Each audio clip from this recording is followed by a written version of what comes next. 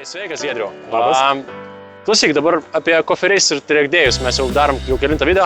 Gal trumpai gali papasakot, ką reikėtų žmogui važiuojančiam į trasą pasiruošti būtent, kas liečia ekipiruotę, aprangą. Nu, ką reikėtų pasimti, ką labiausiai dėmesį, sakykime, atkreipti reikėtų. Na, pirmiausia, turbūt reikėtų pradėti nuo būtiniausių dalykų, be kurių negalima būtų važiuoti iš viso į trackdėjų ir bendrai motociklų. Tai pirmas dalykas būtų šalmas. Į trackdėjų rekomenduočiau dėtis uždarą arba atverčiamą flip tipo šalmą, tik tais neatveria, nes vis tik tais trasoje važiuojant yra galimybė kristi ir aš siūlyčiau visiems kuo daugiau saugoti savo galvos. Uždaras šalmas vis tik tais, manau, šalmas svarbiausias dalykas. Matau čia kažkokį puikų daiktą šalmui pasidėti. Kas čia yra?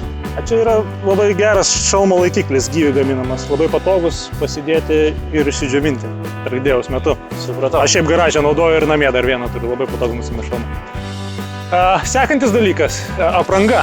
Apranga į trackdėjų aš rekomenduočiau be abejo turėti odinę aprangą. Jinai yra saugesnė, jinai labiau saugo tavo kūną kritimo atveju, jinai atsparesnė dilimui yra. Jos būna dviejų arba vienos dalies, į trackdėjų galima važiuoti su visokiom.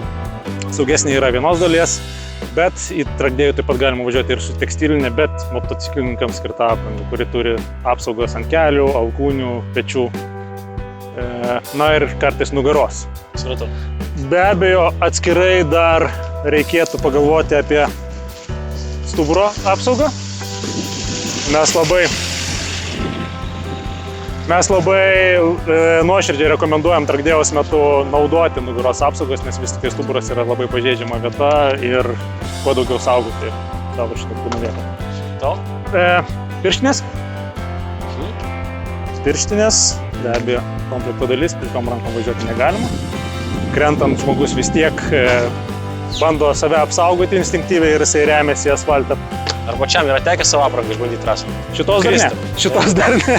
Gerai. Tikiuosi, kad neteks. Na ir batai.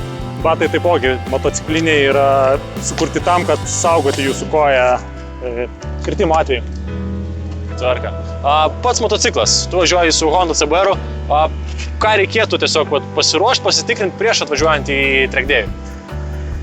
Pirmiausia, tai reikėtų pasižiūrėti, kad motociklas iš principo būtų techniškai tvarkingas. Tai yra nelašėtų iš jo skysčiai, varžtai visi būtų prisukti, pažiūrėti, kad būtų padangos gero stovio.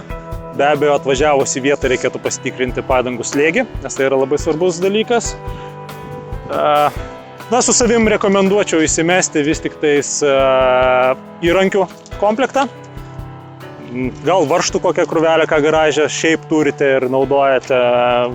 Kartais būna, kad pameti kažkokį tai daiktą. Jeigu turite atskirą rankenėlių, stabdžių rankenėlių, sankabų rankenėlių komplektą, irgi būtų labai gerai. Tvarka. Tiem, kas važiuoja trackdėjų, tepalus, skysčius reikėtų dažniau keisti, galim taip pat kaip gatvėje keisti? Manau, kad ne lenktyniniu režimu važiuojant užtektų motociklą prižiūrėti taip, kaip rekomenduoja gamintojas. Be abejo, pasikeisti tepalus ar aušinimo skystį dažniau nėra blogai. Motociklai nuo to tik tai sveikiau. Gerai, tai jeigu teisingai suprantu, pilna tvarkinga apranga, tvarkingas motociklas ir laisvai gali važiuoti renginį. Taip ir gera nuotaika, be abejo. Supratau.